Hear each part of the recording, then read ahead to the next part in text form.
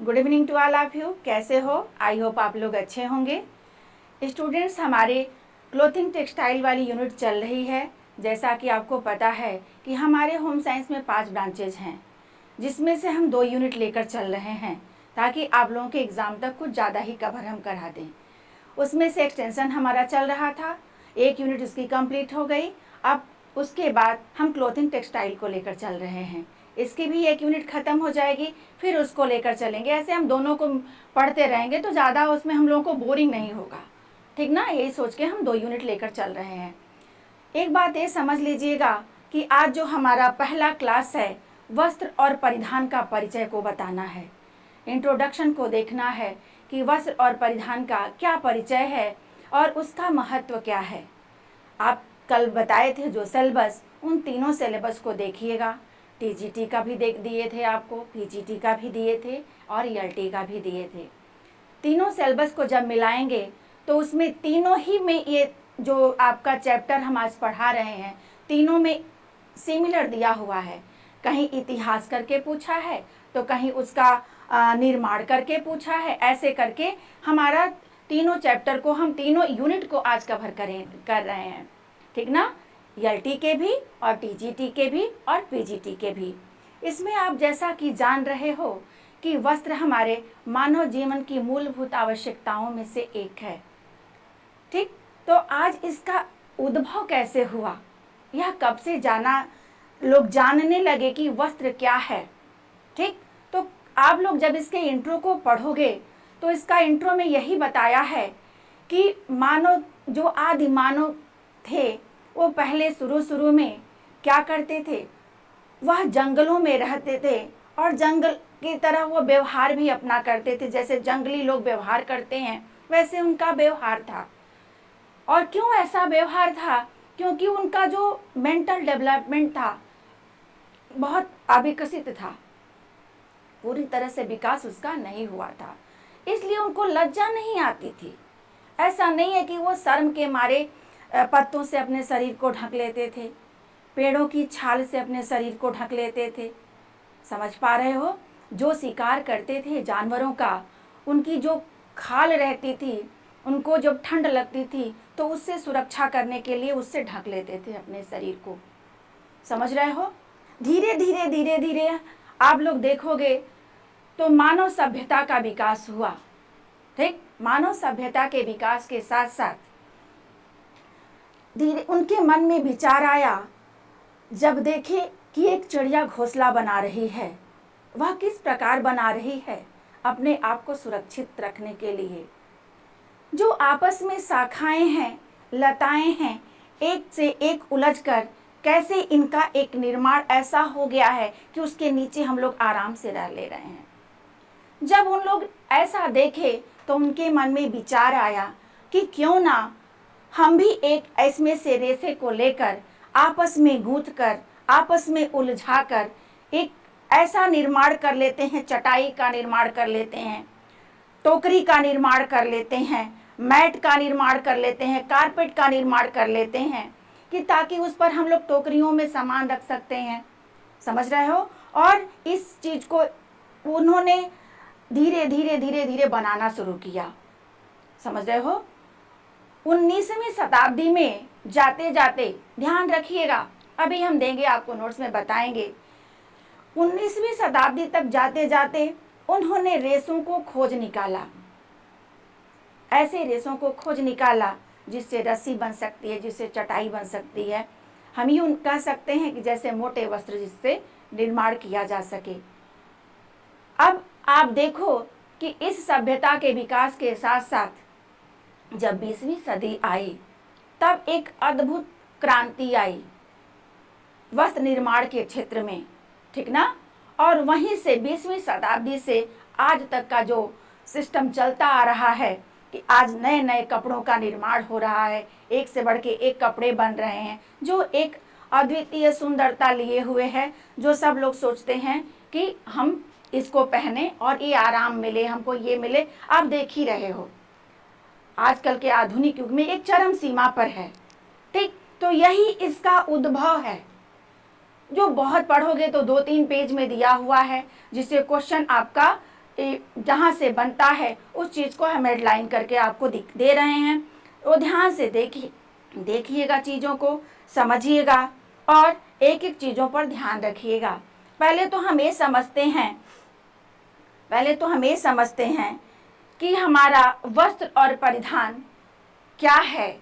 आप देख ही रहे हो कि क्लोथिंग टेक्सटाइल में हमारा 2 वर्ड छिपा हुआ है।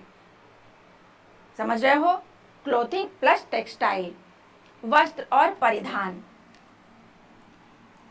वस्त्र प्लस परिधान, इसमें भी आप कंफ्यूज हो जाते हो कि वस्त्र परिधान क्या है, क्लोथिंग और टेक्सटाइल। तो हमारा जो वस्त्र है वही टेक्सटाइल है, ठीक ना, वही टेक्सटाइल है। और परिधान को हम क्या कहते हैं इंग्लिश में? क्लॉथिंग कहते हैं, ठीक।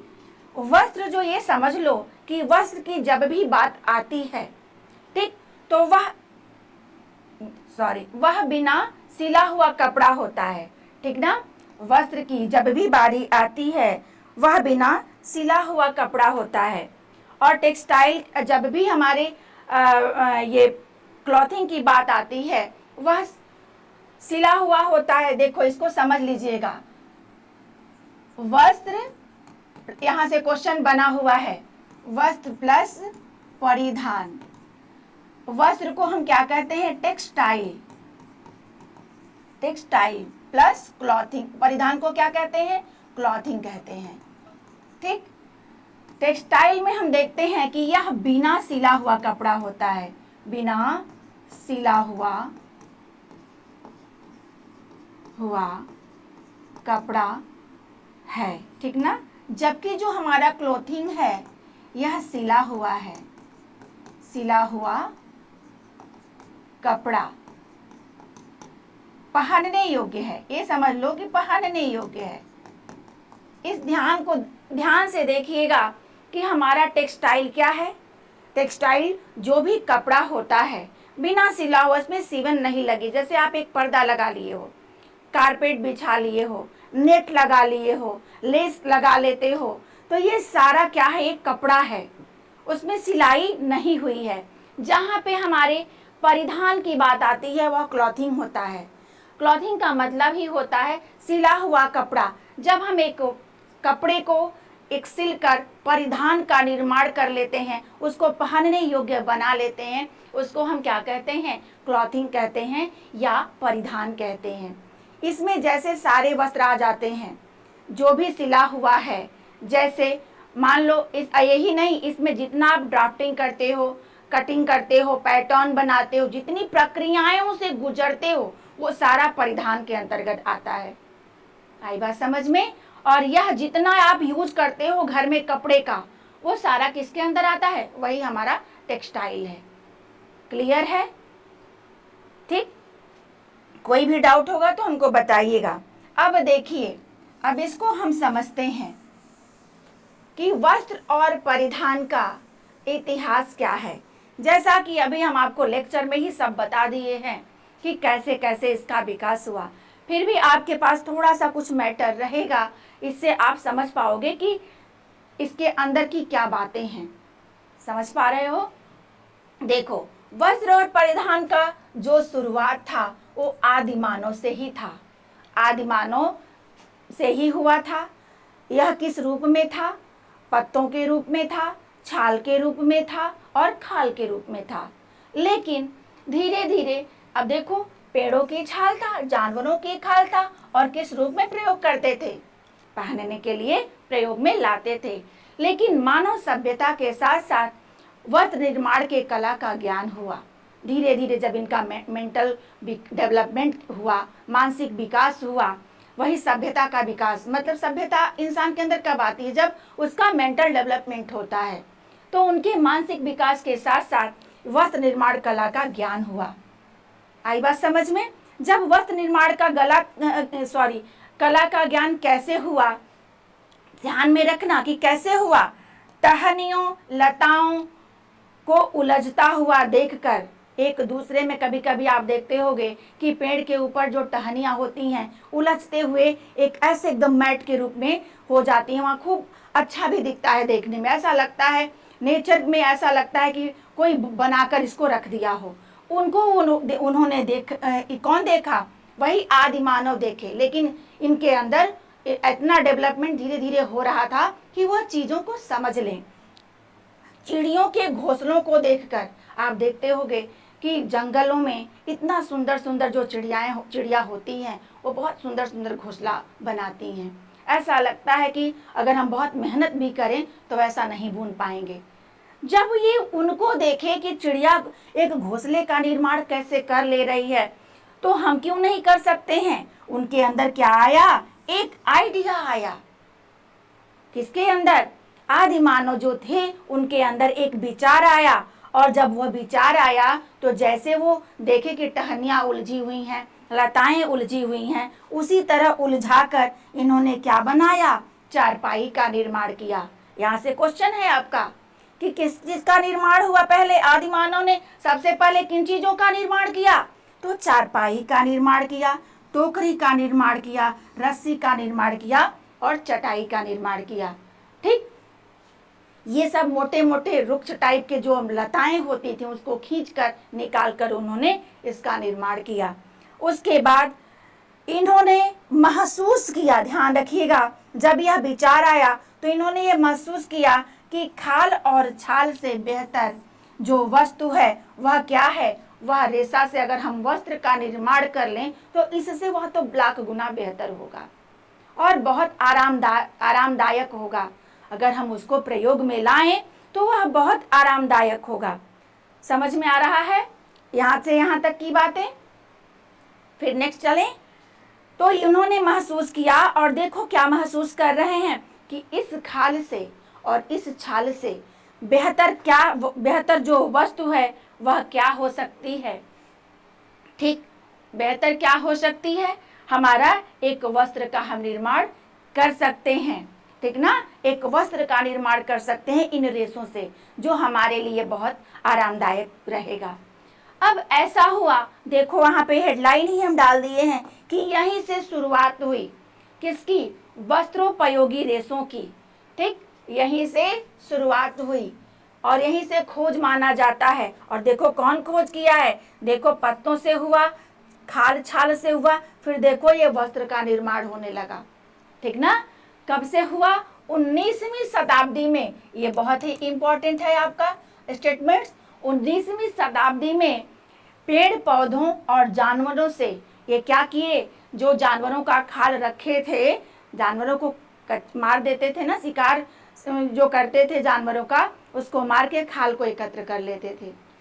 तब इस खाल को इन्होंने क्या किया? जो प्राप्त करते थे, अब इससे वह वस्त्र का निर्माण करना शुरू किए। समझ रहे हो? और यहाँ पे बहुत अच्छे कैटेगरी का वस्त्र निर्माण नहीं होता था, काम चलाऊं मोटे मोटे रेशों से मोटे मोटे वस्त्र निर्माण हो, लेकिन जो पत्ते थे, खाल था, छाल था, उससे बहुत बेहतर महसूस हुआ इनको। जब उसको यूज किए ये लोग तो बहुत बेहतर महसूस हुआ। फिर अब यहाँ से ध्यान में रखिएगा, यह भी बहुत इंपॉर्टेंट है। 20वीं शताब्दी में वस्त्र विज्ञान के क्षेत्र में, टेक्सटाइल के क्षेत्र में, टेक्सटाइल साइंस के क्षेत्र में एक नई क्रांति आई। कब से नई क्रांति आई है? 20वीं शताब्दी में। किसके क्षेत्र में? टेक्सटाइल साइंस के क्षेत्र में एक नई क्रांति आई। और अब तो क्या हुआ? उसके बाद यहाँ पे अच्छे अच्छे वस्त्र बनने लगे, बहुत सुंदर सुंदर वस्त्रों का निर्माण होने लगा। ये अब उसके बाद अब तो ऐसा हो गया है कि अब एडवांस टेक्नोलॉजी से वस्त्र का निर्माण होने लगा है प्रेजेंट टाइम में। ठीक ना, यहाँ से ये धीरे धीरे सीक्वेंस में यहाँ पे 20वीं शताब्दी में आप लिनन, रेशम, ये सब जितना आप पहनने लगे हो, ये सारे का शुरुआत यहाँ पे हो गया था। अब इनके जो एडवांस टेक्नोलॉजी का जब निर्माण हो गया तो क्या हुआ? जादुई रेशों का निर्माण होने लगा। कैसे? मानव ने कृत्रिम रेशों से अनेक प्रकार के सुंदर सुंदर रेयान जैसे, सिल्क जैसे, रेयान को क्या कहा जाता है? कृत्रिम सिल्क के नाम से जाना जाता है। सो जो सेल्फ मेड रेशा है ना, तो इन सब रेशों का वो लोग निर्माण होने लगा। जितनी टेक्नोलॉजी आ गई ये कौन करने लगा। अब वही धीरे धीरे सभ्यता का जो विकास होने लगा, धीरे धीरे आज एक नई क्रांति आई और ऐसी ऐसी कंपनियों का ने ऐसे ऐसे वस्त्रों का निर्माण करने लगे उसमें मानो कि एक अद्भुत क्षमता लिए है जो आपके हिसाब से वो कपड़ों का निर्माण होने लगा जैसा आपको चाहिए। पहले तो ये काम चलाऊं था, लेकिन अब यहाँ पे आपके डिमांड के अनुसार कपड़ों का निर्माण होने लगा है। और एक बात और समझ लीजिए, देखिए यहाँ पे एक डाले हैं कि अब तो टेक्सटाइल कंपनियों ने यह दावा कर रखा है कि अब एक ऐसे वस्त्र का निर्माण होने जा रहा है जो आपके जो पहन लोगे कपड़े को तो आपके बॉडी का जो जैसा टेम्परेचर रहेगा वैसे कपड़े का टेम्परेचर हो जाएगा।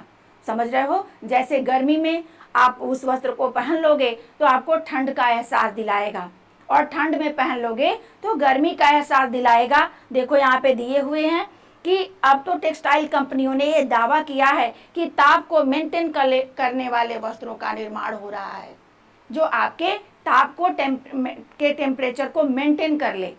आई बात समझ लो, आई बात समझ में। आप देखो, ये आप ध्यान रखिएगा कि शुरू से लेकर और आज तक कितना विकास हुआ इस कपड़े का। आजकल मार्केट में जाओगे तो एक से बढ़ के एक कपड़ों का निर्माण हो गया है। तो ये तो इंट्रोडक्शन था आपका, समझ रहे हो। अब देखते हैं कि इसका महत्व क्या है। इंट्रोडक्शन में बस इतना ही जानना है कि हमको क्वेश्चन कहाँ से मिल सकता है, ठीक ना। अब इसमें हम देखते हैं कि इसी हमारे वस्त्र का क्या महत्व है। कोई भी इसके महत्व से अनभिज्ञ नहीं है। सब लोग जानते हैं कि वस्त्र का हमारे जीवन में कितना महत्वपूर्ण स्थान है, क्योंकि इसी से तो हमारी पहचान है। इन कपड़ों के ही थ्रू हमारी पहचान है। और इस कपड़े को हम बनाते कैसे हैं तो ये ध्यान दीजिएगा, यहाँ से भी आपका एक क्वेश्चन बनता है कि वस्त्र निर्माण की सबसे लघुतम इकाई किसे कहते हैं। तो किसे कहते हैं, रेशे को कहते हैं, फाइबर को कहते हैं, ठीक ना। अब देखो कि इसका निर्माण कैसे होता है, थोड़ा सा बताते हैं, क्योंकि निर्माण तो एक चैप्टर है पूरी तरह से, वहाँ पे अलग से हम आपको डिफाइन करेंगे। लेकिन जब तक यहाँ जानोगे नहीं कि वस्त्र बनता कैसे है तो उसके महत्व को कैसे जान पाओगे, ठीक ना। अब देखिए हमारा जो रेशा है, प्रकृति में रेशा, कपास, मान लीजिए आपको कपास के पौधे से एक रेशा मिल गया। रुई, रुई समझते हो ना, वो कपास का एक तंतु है, एक रेशा है आपका। यह क्या है, एक तंतु है। रेशा मिला, रेशे से हम क्या किए, एक हमको रुई मिला और रेशे से क्या निर्माण हुआ हमारा, धागा। और दोनों के बीच में कैसे धागा हमको मिलेगा, कताई करके, स्पिन करके, ठीक ना। कताई करके हमको क्या मिल जाता है, धागा मिल जाता है। जब धागा मिलता है तो उससे हमें क्या बनता है, कपड़ा बनता है। क्या बनता है, टेक्सटाइल बनता है। कपड़ा कैसे बनता है, ताना और बाना से, वीव करके बनता है। तो दोनों के बीच में ये प्रक्रिया आ गई। इस प्रक्रिया से ताना और बाना जब हम करते हैं, वीविंग करते हैं, तो हमें क्या प्राप्त होता है, एक कपड़ा मिलता है। कपड़ा जब हमको मिल गया, एक वस्त्र हमको मिल गया, अब उससे हम क्या बनाते हैं, परिधान बनाते हैं। इसका कैसे बनाते हैं, कटिंग करके, ड्राफ्टिंग करके, ड्राफ्टिंग करके कटिंग करेंगे, ड्राफ्टिंग करेंगे, ठीक ना। पैटर्न बनाएंगे। इसके बाद हमें क्या मिलेगा, एक परिधान का निर्माण होगा। और परिधान क्या है, एक पहनने योग्य वस्त्र होता है। जब यह वस्त्र बन गया, अब उसका हमारे जीवन में क्या महत्व है, इसको हमको देखना है, ठीक ना। आई बात समझ में। तो हमारे पहले तो ये समझिए कि हमारे जो वस्त्रों का निर्माण की जो मूलभूत इकाई है, फर्स्ट यूनिट है, वह क्या है, रेशा है या तंतु है। रेशा से क्या बना, धागा, धागा से क्या बना, कपड़ा, कपड़ा से क्या बना, पहनने योग्य वस्त्र बना। यहाँ तक क्लियर है। आगे चलते हैं, देखते हैं कि क्या इसका महत्व है। परिधान का महत्व, अभी बताए ना, परिधान का मतलब क्या हुआ, पहनने योग्य वस्त्र जो आपको परिधान मिल गया, उसका हमारे जीवन में क्या महत्व है, ठीक ना, उसका हमारे जीवन में क्या महत्व है। पहला ही पॉइंट देखिए कि शरीर के आवरण के लिए यह महत्वपूर्ण होता है। आवरण मीन्स होता है ढकना। अगर ये हमारा वस्त्र ना होता तो हमारा शरीर ढकने के लिए कुछ कोई चीज़ ही नहीं होती। तो आप सोच सकते हो कि हमारा सबसे पहला ही क्या होता है, शरीर के आवरण प्रदान करता, एक कवच प्रदान करता है जो हमारे जीवन में बहुत महत्वपूर्ण स्थान रखता है, ठीक ना। नेक्स्ट है मौसम से सुरक्षा के लिए। अगर हम वस्त्र ना होता तो ठंड से, गर्मी से, बरसात से हमारी सुरक्षा नहीं हो पाती, नहीं हो पाती। समझ रहे हो। तो सुरक्षा प्रदान करने के लिए पहले ही देखें कि आदि मानव भी जो कपड़े का वस्त्र के रूप में इस छाल और खाल का प्रयोग करता था तो अपने आप को सुरक्षा करने के लिए ही करता था, ठीक ना। तो वहीं से यह समझ लो कि ये हमारी सुरक्षा के लिए बहुत ही महत्वपूर्ण स्थान रखता है। नेक्स्ट आपका है शरीर को सुंदर बनाने एवं आकर्षक बनाने में यह अपनी एक महत्वपूर्ण भूमिका निभाता है। जैसा कितना भी पर्सनालिटी खराब होती है, अगर हम अच्छे कपड़े पहन लेते हैं तो उसकी पर्सनालिटी में निखार आ जाता है। समझ पा रहे हो कि नहीं, ये पर्सनालिटी में निखार हो जाता है। जैसा आप पहनते हो तो वह बहुत अट्रैक्टिव दिखने लगते हो। इसीलिए आपको बताया जाता है, आगे हम पढ़ाएंगे कि जब हम परिधान का चयन करते हैं तो किन किन कारकों को ध्यान में रखते हैं कि हमको कहाँ जाना है, किस प्रकार का वस्त्र पहनना है, ठीक ना। यहाँ भी सुरक्षा में एक और समझ लीजिएगा और सुंदरता में भी समझ लीजिएगा कि अगर किसी पर्सन का कोई अंग एक मान लीजिए खराब ही हो, जो छिपाने का काम कौन करता है, हमारा वस्त्र ही करता है। अगर वस्त्र पहन लेता है तो पता नहीं चलता है कि इसके शरीर में ये कमी है, इसके बॉडी स्ट्रक्चर में यहाँ पे कोई कमी है, उस चीज़ को वो ढक लेता है। आई बात समझ में। तो इसलिए हमारे जीवन में कपड़े का महत्वपूर्ण स्थान होता है। नेक्स्ट आपका कह रहा है कि यह जो हमारा वस्त्र है पर्सनालिटी डेवलपमेंट में बहुत महत्वपूर्ण भूमिका निभाता है, व्यक्तित्व का निर्माण करता है। जैसे एक टीचर है, अगर वो अपनी जो वस्त्र धारण करता है उसका परिधान जो होता है एक शालीनता का होता है, तो उसमें क्या हो जाता है, उससे उसकी पर्सनालिटी झलकती है कि बहुत ही शालीनता में रहते हैं, बहुत शालीन उनका जो जीवन था, बहुत शालीन था, बहुत सादगी भरा था। यह क्या है, यही तो पर्सनालिटी है, यही तो व्यक्तित्व है। तो व्यक्तित्व निर्माण में भी हमारा जो वस्त्र है बहुत महत्वपूर्ण भूमिका निभाता है। समझ में आ रहा है ना। नेक्स्ट जो पॉइंट है आपका कपड़े की सजावट में भी यह महत्वपूर्ण स्थान रखता है। जैसे मान लो प्लेन से प्लेन कपड़ा हो, अगर हम उस पर पैच वर्क कर लिए, एप्लिक वर्क कर दिए, कोई भी वर्क हम कर देते हैं तो यह बहुत अट्रैक्टिव दिखता है, एक पर्सनालिटी सजी संवरी सी दिखती है।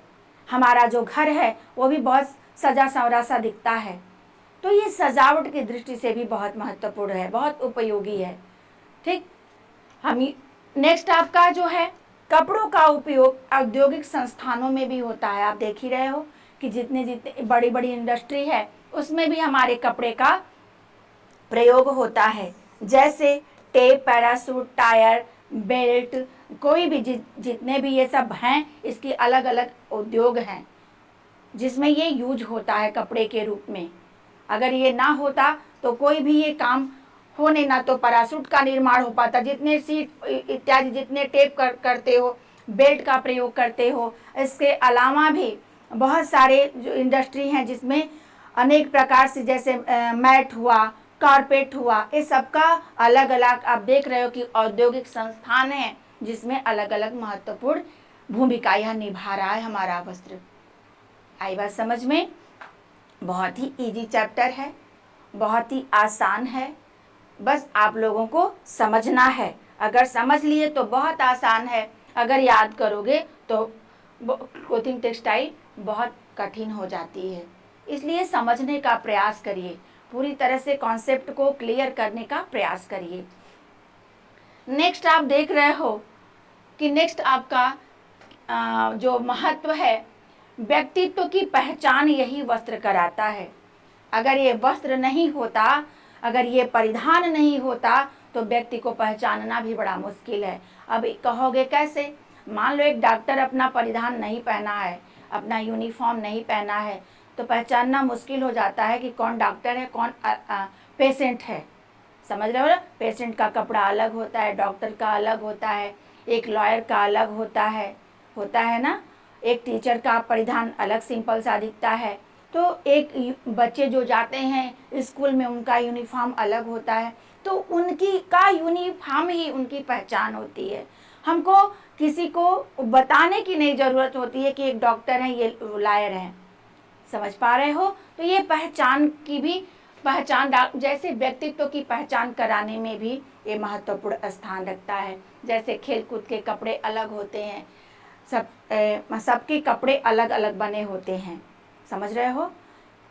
नेक्स्ट आपका है, कार्य क्षमता बढ़ाने में भी ये जो वस्त्र है बहुत महत्वपूर्ण स्थान रखता है। अब समझो इस चीज़ को कि कार्य क्षमता इससे कैसे बढ़ती है। जैसे मान लो घर पे आप काम कर रहे हो, ठीक ना, और बहुत अच्छा कपड़ा पहन लीजिए, जैसे लिनन का कपड़ा पहन लीजिए जो बहुत ही नाजुक होता है, सिल्क बहुत नाजुक है, पहन लिए हो, और काम आपको बहुत ढेर सारा करना है, तो क्या कर पाओगे? उसी को, कपड़े को ही संभालते रह जाओगे, और काम क्या होगा? काम आपका जो है ये 2 घंटे का काम 4 घंटे में होगा। और अगर आप अपने काम के हिसाब से कपड़ा पहन लेते हो, जैसे मान लो एक पेंटर है, एक मजदूर है, अगर वो अच्छा कपड़ा पहन के काम करे तो वह काम कर पाएगा? क्यों नहीं कर पाएगा? क्योंकि आधा जो उसका ध्यान है उसके कपड़े में ही रहेगा कि मेंटेन कहीं गंदा ना हो जाए, कहीं कुछ लग ना जाए। इसलिए यह ध्यान देना चाहिए कि जब हम काम करते हैं, चाहे वो आप गृहिणी हो, चाहे कोई भी अपना जो काम करता हो, उस काम के हिसाब से ही उसको वस्त्र का चयन करना चाहिए, तभी उसकी कार्य क्षमता बढ़ती है, ठीक ना। वरना वो कपड़े को, जैसे देखिए हम लिख भी दिए यहाँ पे कि काम करने के लिए जो वस्त्र होते हैं सस्ते होने चाहिए और टिकाऊ होने चाहिए, ताकि उसको खराब होने का डर न रहे और व्यक्ति एकदम पूरी तरह से 100% अपना काम में मन लगा के और अच्छे से कर सके। दोनों पॉइंट क्लियर हो गया? ये भी क्लियर हो गया, ये भी क्लियर हो गया। नेक्स्ट पॉइंट है आपका सामाजिक प्रतिष्ठा दिलाने में। अब ये समझ लो कि जो हमारा ये जो कपड़ा है ना, जो हमारा परिधान है, ये हमको समाज में एक प्रतिष्ठा प्राप्त कराता है। जैसा आप कपड़ा पहनते हो, लोग देखकर ही समझ जाते हैं कि अरे बहुत अच्छे घर का है, बहुत बड़े लग रहे हैं, कि बहुत बड़े आदमी हैं। कैसे पहचानते हो? उसके कपड़े को देखकर, उसके पहनावे को देखकर। क्या वो बताता है क्या कि हम बहुत बड़े घर से आ रहे हैं, बहुत बड़े नेता हैं, बहुत बड़े ये हैं? सिर्फ उसके कपड़े को देखकर ही आप जान जाते हो कि यह कौन आया है, मेरे किस टाइप के लोग मेरे घर पे आए हैं, किस टाइप के लोग ये हैं। तो इसका मतलब क्या हो गया कि यह सामाजिक प्रतिष्ठा दिलाने में, अगर कितना भी अच्छा पोस्ट पर इंसान हो, अगर बहुत खराब कपड़ा पहन के कहीं चला जाता है तो उसको लोग पहचानने से इनकार कर देते हैं जब तक वो अपना इंट्रोडक्शन नहीं देता है। अब ये समझ लो इस बात से कि इस कपड़े का हमारे जीवन में कितना महत्वपूर्ण स्थान है। आई बात समझ में? और वही तो हम पढ़ रहे हैं, हम टेक्सटाइल तो पढ़ रहे हैं, क्लोथिंग एंड टेक्सटाइल पढ़ रहे हैं। नेक्स्ट आपका है, वस्त्र हमें मनोवैज्ञानिक सुरक्षा देता है। ये आपका देखो कल पीजीटी में एक पूरा चैप्टर के रूप में इसको दिया था कि मनोवैज्ञानिक सुरक्षा, कपड़े का मनोवैज्ञानिक सुरक्षा क्या है। अब ये समझ लो कि कपड़े का मनोवैज्ञानिक जो सुरक्षा, जो व्यक्ति अपने आप को सेफ महसूस करता है वह किस प्रकार करता है, और जो सेफ फील करता है कि हम बहुत संतुष्ट हैं, वही उसकी मनोवैज्ञानिक सुरक्षा है, ठीक ना। जैसे मान लो आप यहाँ पे देखो हम लिखे भी हैं कि समय के अनुसार उचित परिधान ही हमारे अंदर एक आत्मविश्वास और आत्मबल प्रदान करता है। इसका मतलब समझते हो? जैसा एक उचित समय पर अगर हम वस्त्र वहाँ पहनकर जाते हैं, जैसे मान लो आप पार्टी में गए, शादी में गए, कहीं कोई एक बर्थडे पार्टी में गए, एक कॉलेज में चले गए, तो इन सब का परिधान जो है अलग अलग होना चाहिए। ठीक, अगर एक पार्टी में आप गए, एकदम सस्ता यूनिफॉर्म ड्रेस पहन के चले गए, सस्ती साड़ी पहन के चले गए, और उसका बिल्कुल कॉस्ट भी नहीं अच्छा है, वो घर में मान लो उसको यूज कर सकते हो, वहाँ पे जब लोगों को आप देखोगे तो आपके अंदर हीनता आएगी कि हम देखो यहाँ पे कितने अच्छे अच्छे लोग आए हैं और मेरे पास ऐसा कपड़ा नहीं था। यही उसकी मनोवैज्ञानिक असुरक्षा है। और जब व्यक्ति एक अच्छा कपड़ा पहन के उस पार्टी के अकॉर्डिंग वहाँ जाके स्टैंड होता है, तो उसके अंदर एक जो आत्मबल आता है कि मैं तो सबसे अच्छी लग रही हूँ, हम तो सबसे अच्छा मेरी साड़ी जो है सबसे अच्छी है। वही एक आत्मबल प्रदान करता है, वही एक आत्मविश्वास देता है, और यही आत्मबल और यही आत्मविश्वास आपका क्या है? मनोवैज्ञानिक सुरक्षा है। ठीक ना? देखो, एक एक पॉइंट को समझना इसलिए जरूरी है कि अब स्टेटमेंट देता है। अभी आप देखे हो ना असर्शन और रीजन में कि स्टेटमेंट देता है कि वह वैसा कपड़ा पहनती है, उसके अंदर कौन सी भावना है, क्या नहीं है, क्या है। तो आप लोग जब समझे नहीं रहोगे तो उस क्वेश्चन को सॉल्व नहीं कर पाओगे। इसलिए एक एक पॉइंट को समझने का प्रयास करिए। नेक्स्ट आपका है वस्त्रों का निस्तारण में सरलता होती है। जैसे ये क्या कह रहा है कि वस्त्र जो होते हैं उनका निस्तारण करने में भी बहुत सरलता होती है। जैसे मान लो कोई हमारे ऐसे वस्त्र होते हैं जिसको आप एक बार यूज करोगे तो दोबारा यूज नहीं कर पाओगे। ठीक, उसको फेंकना ही पड़ेगा। अगर ये ना होते तो उसको धोना, सुखाना और फिर रखना, जैसे मान लो पट्टी है, रुई है, इसको हम यूज करते हैं, मान लो कहीं चोट लग गई, बांधे, यूज किए, फेंक दिए। अगर ये सिस्टम ना होता तो उसको क्या होता? फिर धोना पड़ता, फिर उसको सैनिटाइज करना पड़ता, रखना पड़ता, बहुत ज़्यादा दिक्कत। इसीलिए वस्त्र का इसलिए बहुत महत्वपूर्ण स्थान इसलिए भी है कि यह हम यूज करके फेंक देते हैं जो फेंकने लायक होता है। इसको हमें साफ करने में अपना समय बर्बाद नहीं करना पड़ता है, जो कि जानते हो आपकी एक गृहिणी के लिए उसका समय बहुत मूल्यवान होता है। ये हुआ हमारे जीवन में वस्त्रों का महत्व। अगर किसी को कहीं भी कोई भी डाउट होगा तो उसको कमेंट के थ्रू ज़रूर बताइएगा। और आज जो हमारी क्लास थी वस्त्र विज्ञान का इतिहास था, इतिहास को बहुत ही संक्षेप में, बहुत ही इजी वे में आपको हम दिखाए हैं। इस चीज़ को आप लोग समझ लीजिएगा, पढ़ लीजिएगा। वस्त्र और परिधान से ही ये परिचय हो गया है कि हम किसके बारे में हमको पढ़ना है। तो वस्त्र और हमारे वस्त्रों की जानकारी ही हमको पूरी तरह से लेनी है। इस यूनिट को पढ़ते रहिए, सिलेबस को मिलाकर पढ़िए। हम आपके यूनिट को एक एक शब्द को पढ़ाएंगे, ठीक ना? और क्लास को देखते रहिए और क्वेश्चन आंसर भी देखिए। जितना भी क्वेश्चन आंसर देखोगे आप मैच्योर होगे उसको देखकर। जो भी आपके इसमें कहीं इनकम्प्लीट मिलेगा तो वहाँ क्वेश्चन आंसर के थ्रू वो भी कंप्लीट हो जाएगा, ठीक ना? हम एक एक चीज़ को पढ़ेंगे, कपास के बारे में पढ़ेंगे, लिनन के बारे में पढ़ेंगे, रेयान के बारे में पढ़ेंगे, ठीक ना? वस्त्रों, अब इसके बाद तंतुओं का वर्गीकरण है, बहुत इंपॉर्टेंट चैप्टर है वो, तंतु का वर्गीकरण। तंतु के वर्गीकरण को अगर समझ लेते हैं तो आगे वाले जितने भी चैप्टर होंगे बहुत आसान हो जाएंगे, ठीक ना? किसी को कोई भी दिक्कत हो तो कमेंट के थ्रू ज़रूर बताइएगा। और मेरी दोनों यूनिट साथ साथ चलेगी, बस देखते रहिए। Thank you.